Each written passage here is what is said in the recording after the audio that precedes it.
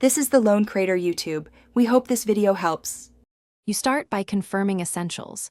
Make sure iOS is up to date and you're signed into the correct Apple ID so Wallet can access your cards.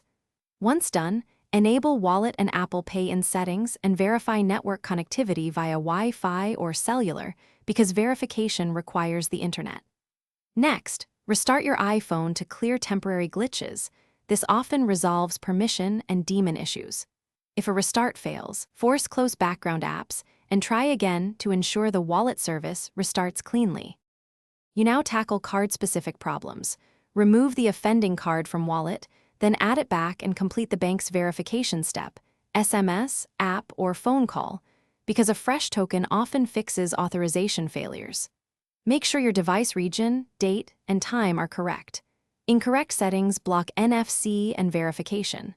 If the card still won't add, reset network settings to clear bad cached data, or sign out and back into Apple ID to refresh account tokens. These steps refresh credentials and cloud sync.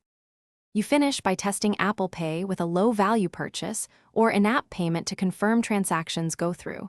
This validates NFC and tokenization. If problems persist, update or reinstall the bank's app and check for card-specific alerts, because many issues stem from the issuer's token. Contact the bank for token reissuance if you see authorization errors. If nothing works, restore your iPhone from a recent backup. This resets deeper system settings while preserving data. One key tip: document error. Thanks for watching. Consider subscribing if we helped you.